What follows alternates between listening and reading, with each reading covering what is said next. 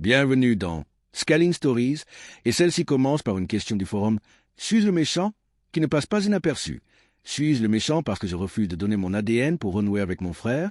Le narrateur, un homme de 35 ans, reprend contact avec son frère James, 37 ans, pour la première fois en plus de 15 ans.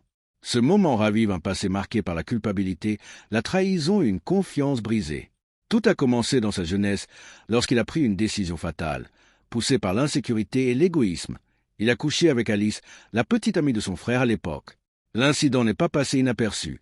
James a réagi avec colère et douleur, la famille s'est retournée contre lui. Il a été renié, et ce n'est que par chance et grâce à la pression familiale qu'il a échappé aux poursuites judiciaires. Les années qui ont suivi ont été marquées par l'isolement, les contacts avec la famille n'étant que partiellement rétablis, et James a complètement disparu. Le narrateur a tenté de reconstruire sa vie.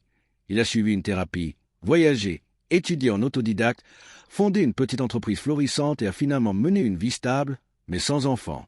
Le destin a cependant pris un tournant inattendu lorsqu'il est devenu père d'une fille, Emily, malgré une vasectomie, avec une amie nommée Tania, avec laquelle il entretient désormais une relation de coparentalité harmonieuse. Emily grandit entre deux foyers. Sa famille la connaît plus ou moins, mais James reste à l'écart. Des années plus tard, James réapparaît soudainement et pose des questions sur les origines d'Emily, d'autant plus qu'elle est métisse et ressemble davantage à sa mère qu'à ses parents. Peu après, une invitation surprenante arrive, une réunion chez ses parents, à laquelle James et Alice se rendent ensemble. Ils s'étaient réconciliés après leur dispute et s'étaient même mariés, mais derrière cette façade se cache un nouveau problème. Ils ne peuvent pas avoir d'enfant. James est stérile et Alice désire ardemment un enfant biologique.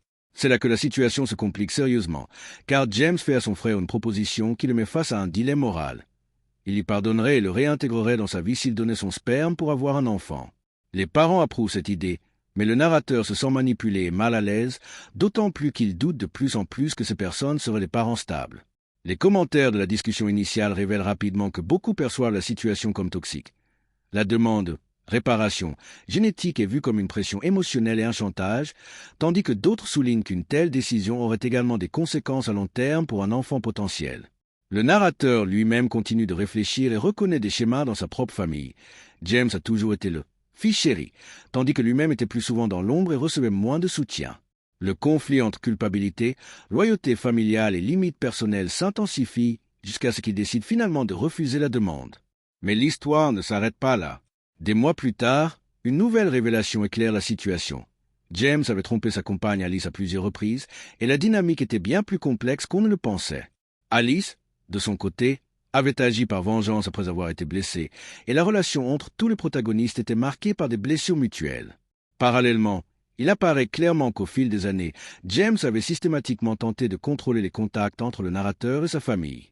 Les parents aspiraient à la paix, mais seulement à des conditions qui masquaient le conflit au lieu de le résoudre. Finalement, le narrateur maintient sa décision. Pas de don de sperme, pas de tentative de réconciliation forcée, mais plutôt la distance et une vie indépendante avec sa fille. La discussion en ligne s'enflamme, beaucoup considérant tous les protagonistes comme moralement corrompus, à l'exception de l'enfant, qui n'aurait jamais dû être mêlé à ce conflit. On critique notamment l'amalgame entre chantage affectif, famille et pardon, alors que la véritable responsabilité fait défaut.